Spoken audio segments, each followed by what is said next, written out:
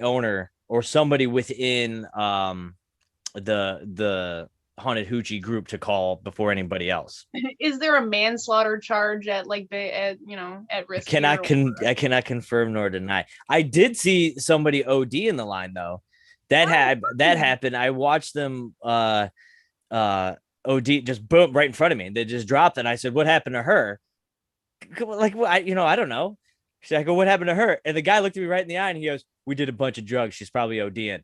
And I was like, "Okay." Like I all right, let me go get somebody, I guess. And they never even stopped the show. They drove the ambulance right up into the queue line and they just go around, just walk around the ambulance. But they don't have the police won't come out there and they have their own like private militia for security. They're like Mhm. armed like to the teeth. And every time I work out there, they would go, "Hey, if you're gonna like get into a fight with somebody, let us know so we can make sure it doesn't get out of hand." I want to know the salary of these security guards at Haunted Hoochie. I'm pretty sure they just do it for fun. All right. I'm being honest with you. Like I don't know. it's pretty wild out there. It is. It's bananas. Like I've stayed on site for weekends at a time. And like I drive home and I'm going, I need Jesus. Like I need to do something with my life.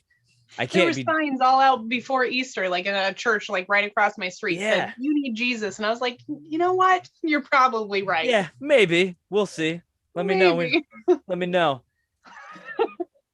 But yeah, it's a wild that's a wild group out there. And it's I don't recommend anybody try to duplicate what they do out there, but it's they figured it out. Like We're that's the sitting here trying to make professional haunts and like Haunted Hoochie and like. well, like no, like they everybody that ever goes to Hanatuchi is like, this is what our haunt should be. This is what our haunt should be. But you can't. Like Well, you because it's on just the brink of like, is this okay? Like, it's this is no like, no no no no no. It's past the brink. There's full scale like male nudity. I mean, like, look, if you ever seen a 600-pound guy's diaper fall off, you're a better person than me because it happens all the time. And then eventually they just lose it and they go, whatever, I couldn't find it. And then they just go the rest of the night. And it doesn't matter. They don't care. If you don't want to be there, they're like, then don't come. And it's great, but at the same time, like you're worse every weekend, you're worse for wear. Cause it's just like it's heavy drinking, it's you're fighting, you literally because they have a whole campsite out back and everybody just camps out there. You wake up in the morning, you're eating whatever somebody's cooking over like an old rusty oil it drum. sounds like the perfect like gypsy carny like traveling troupe. Yeah, like just make sure you have your tetanus shot, like you're up to date with that. Those guys are just immune to it. Because it's funny, like when COVID came out, they were like the first ones to just start like talking shit, like, oh, COVID, blah, blah, blah, this and that. And it's like, we all know you guys aren't gonna get it. Like your immune system is beyond, you're your own science experiment. So we know you're not Like gonna you get it. drank lead paint as a kid. Like, I don't even know if that's a joke, to be honest with you. I don't even know if it's even as a kid. They're probably doing it as we're talking about it. Like the first night I was there, we did a show and it was a great show. We go out back, we're drinking, we're carrying on. They handed me a full bottle of Jack Daniels and they said the party doesn't stop until you finish this. And I was like, oh, all right, bet, let's go. Game on. And like hour or two later, they're racing four wheelers up and down this field. They're shooting guns in the air while they're doing it. And there's a dude walking around with a wheelbarrow with a fire in it, keeping people warm. He's just walking around. He was his own little personal heater, just walking around keeping people warm. And I'm like, I belong here. Like these this makes sense to me. Like back home, I got to pay taxes. you know, Here this you can live off the grid this makes sense to however me. you want. If my bones were in better shape, I would do it every night. And some of these guys are well into they're in their upper 40s and 50s and stuff, and they're hard charging every single night.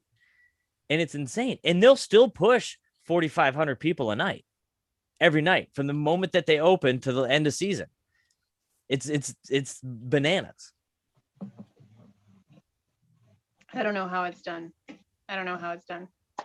Main thing, how did you get into haunting? Me? Yeah. Um, I don't know. My mom didn't love me enough. I don't know Oh, what's how far back do you want to go? Uh,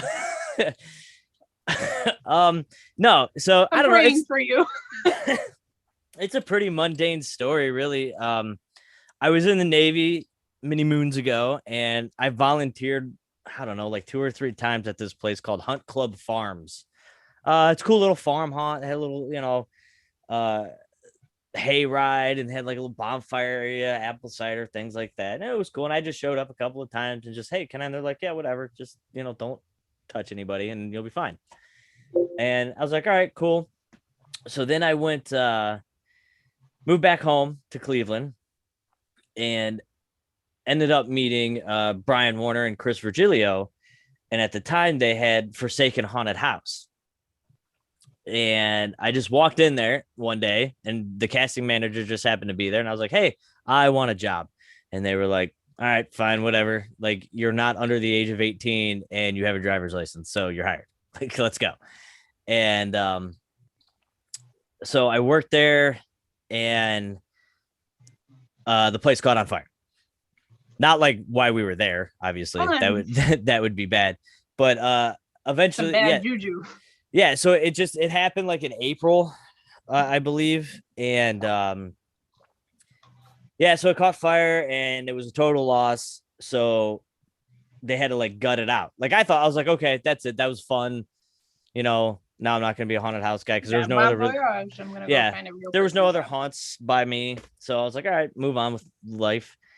And then Brian calls me up and he says, hey, we got to tear this haunt out. I'll pay you if you come up here and do it. I said, yeah, no problem. So him and I got to talking and he's like, hey, I own my own company, Evolutions. Why don't you like help me out and like work a little bit and blah, blah, blah, blah. And I was like, all right, cool. And then he actually got me a day job working with him at his day job. And then we would work second shift and then we'd go back to the shop and we'd work on stuff. We're having a great time. And then I'd go on the road with him to go build things and whatnot. And this was all like in the same summer. And I went to Fear Fair to go build this giant meat conveyor that took up this entire room for this Texas chainsaw theme that they were doing. And we showed up like on a Friday night and the room wasn't even built yet. It was just a concrete slab. And they were like, oh, the walls are going up. We had to build this thing as the walls were going up. So we had to work for like 30 hours straight because we only had the weekend to do it because they were like opening next weekend. And Brett Hayes, we were just BSing and carrying on, just, enjoying work and everything. And Brett Hayes was like, so since Forsaken's not there anymore, where are you haunting at? And I was like, I'm not.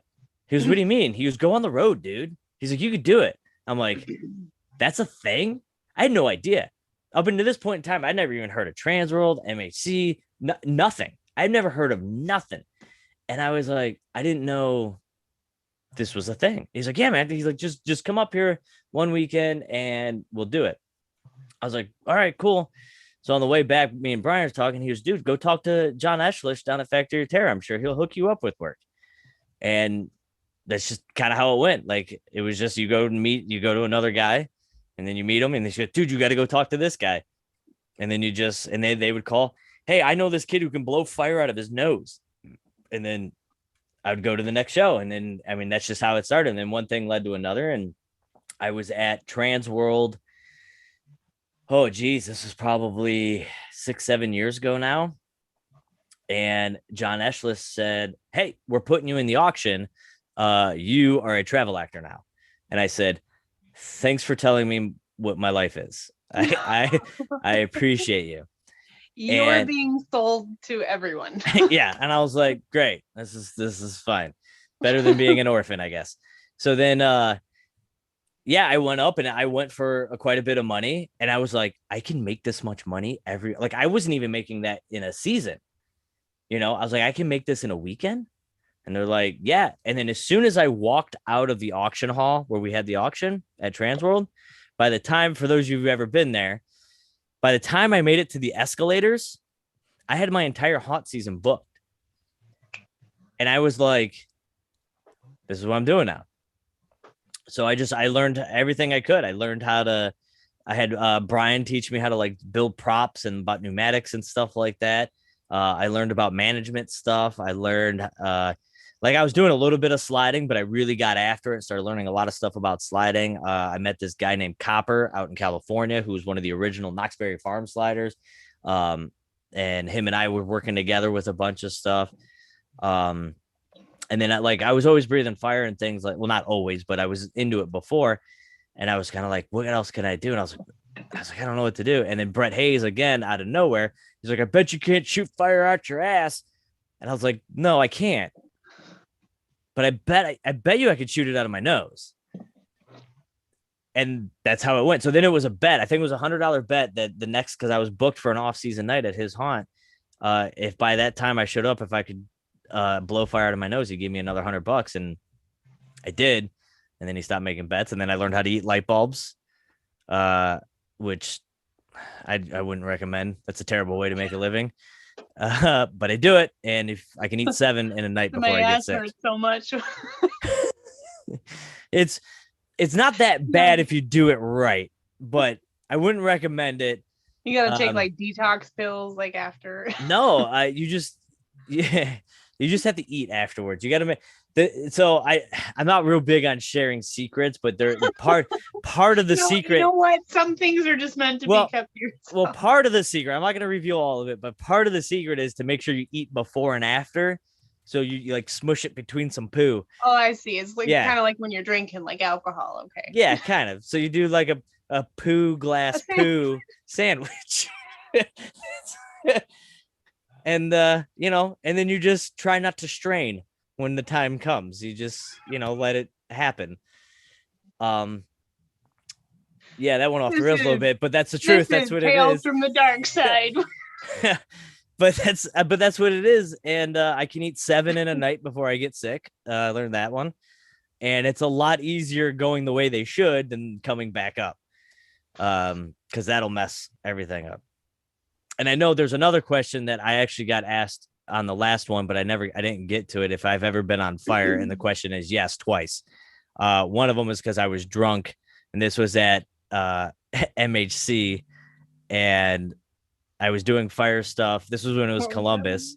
I was doing fire stuff, and I accidentally caught my arm on fire, and I didn't know I was on fire. And some of the people that I was with were like, dude, you're on fire. Dude. And I was like, oh, oops. And I had a big old blister on my bicep and everything. And then another time is I had a little fuel drip on my beard, and it just went, but that was it. That was the only 2 times. I try to be super safe as I possibly can, but I also try to blow fire out of my nose. Yeah, I respect fire enough not to try and control it. Well, you've done fire stuff with me. I've done like the poi before, but I respect. Well, because you have that little stage thing right at basement, and I'll go up there and I'll blow fire and stuff.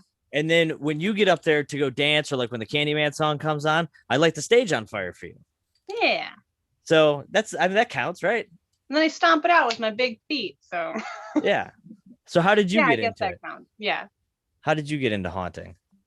So I guess it all started back from childhood. Telling you, your mom didn't love you enough. That's what it is.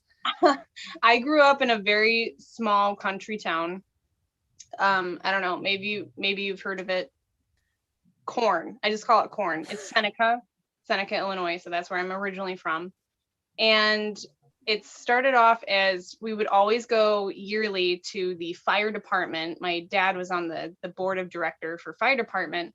They would put on their own haunt, and it was all just dark mazes.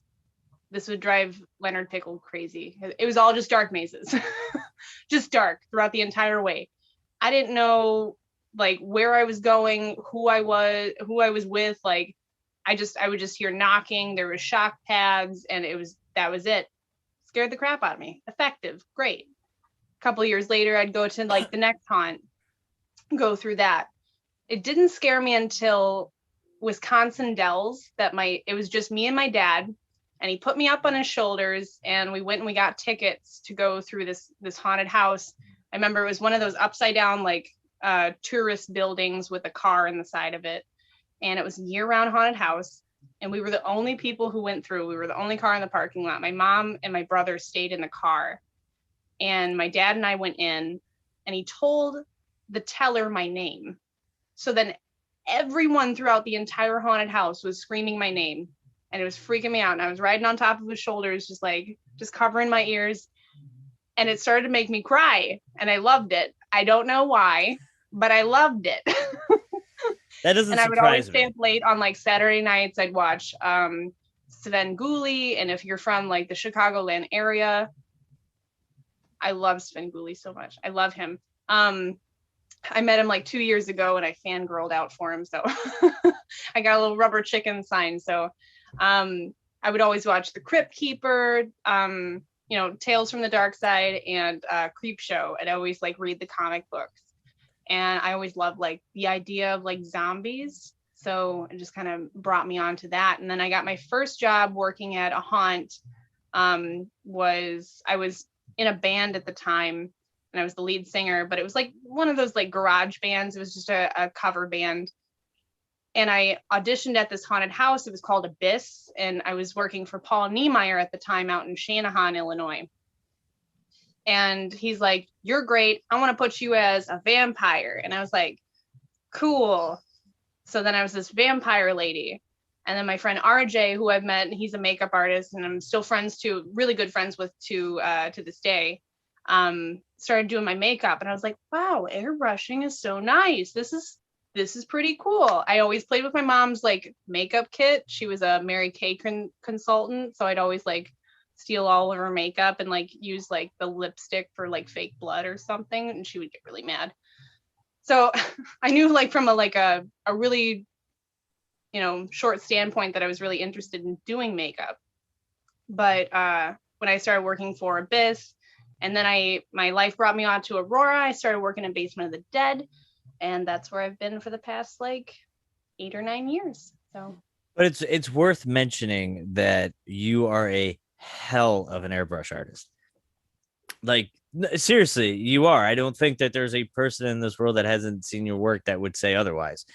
It's incredible. Like you're an I extremely don't know creative how to take person. compliments, so thank you. No, but you are like, because I remember the first time we met was actually at that radio show. We might have met at Transworld or something, just kind of like in passing, but like we really met the first time at that radio show. The only time I heard your name the first time, I was like, hey, what did we get at the auction? They're like, oh, we bought this guy for a week. And I was like, oh, cool.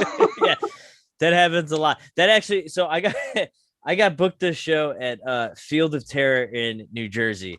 Excellent haunted house, excellent people there. It's I've worked with Jeff Walker out there before. Like it's a great place. It's super fun. It's out in the sticks.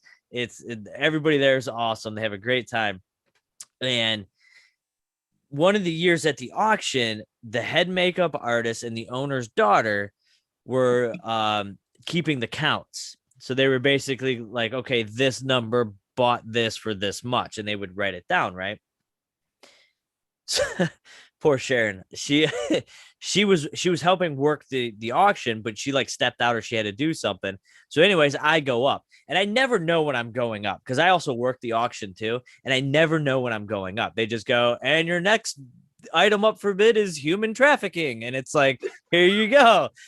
Where's he gonna go? You're like going into the bathroom, writing down the name of the number of like, it's like if you're a victim of human trafficking. Yeah, like it's seriously like, because you're literally getting auctioned off to the highest bidder that 9 times out of 10 you've never met before, and you're just kind of like, because most people that know me want to book me, they just get a hold of me. They'll call me, hit me up on Facebook. They'll say, hey.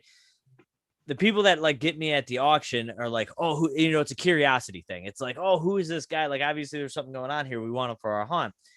So kind of weird, right? So anyways, auction's going off and I'm going, $100, $200, and it's, and it's going, and I'm looking out into the crowd and I'm looking to see who, cause I want to know who's going to buy me. Like, I don't, so I'm looking and I'm not seeing any cards going up. I'm like, what the hell's going on? And I look up, and the girls are behind me throwing their card up, bidding on me. Now they're like 22, 23, whatever. And I'm like, I don't think they own a haunted house. I'm like, what the hell's going on here? Like, I don't know exactly if I signed up for this. This is for a week, Yeah, I'm like, what's going on? What's happening? So this, it's going on. And then all of a sudden, boom, and they won. And they just start dying laughing. like high school schoolgirl laughing. And I'm like, wait a second.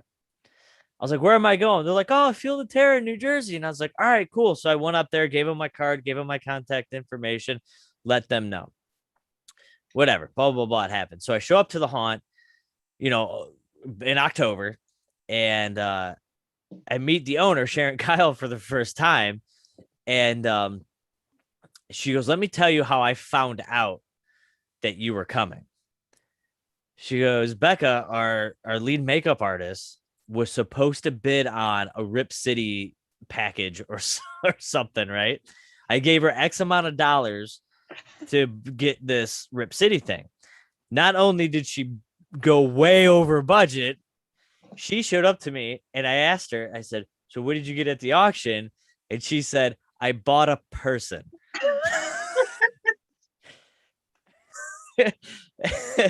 and that's how I ended up in New Jersey. And I went back and I had such a good time. They invited me out for their cast party and I went and we went up to Shocktober and Field of Screams and then Frightland and we went to 3 different haunts in 3 different states in one night. And oh man, we had a blast. That was a good time out there. Yeah, I had never even heard of like different haunters or people who were independent workers like you, like even getting auctioned off at Transworld. I didn't even know that that was a thing. I thought it was just like masks and props and like. I didn't either until I was told I was doing it. But like, I don't regret doing it. Like, I really do like doing it, and I'm really glad it happened. I mean, because that's how I ended up at Basement.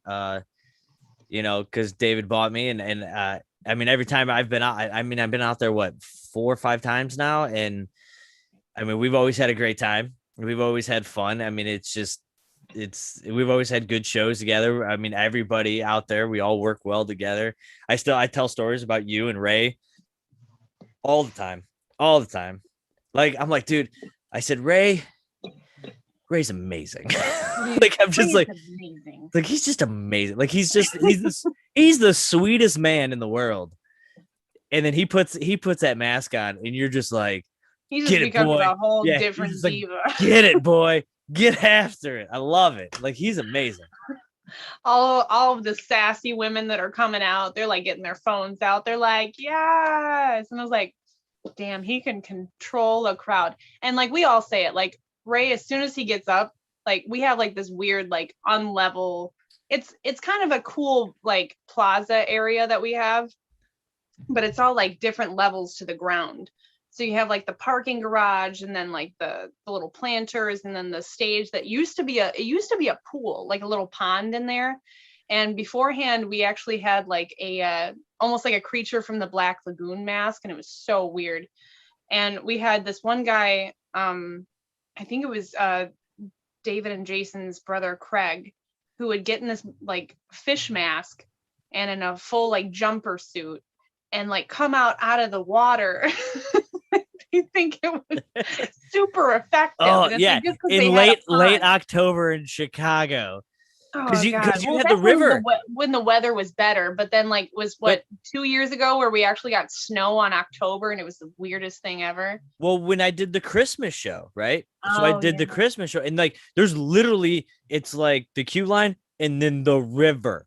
Yeah. And it's not a little river, it's a river. And I kept running inside, right? Because most of the queue line was inside. And Jason was like, you got to go outside, man. You got to go outside, man. I said, it's December in Chicago. What do you mean go back outside? You're high. You just keep blowing fire. I'm like, for who? It's actually a little trick.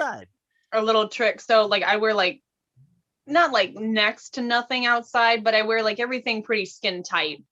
I load up my back with Icy Hot. As soon as you start moving, like doing anything, you're a furnace. You are on fire. I take pre-workout and I load up my back with Icy Hot. I got Sunny in the back. She's like, do you need Icy Hot? And I'm like, yep, on my neck, on my back, like everywhere. I need Icy Hot. Human furnace. Don't even need who needs a blanket?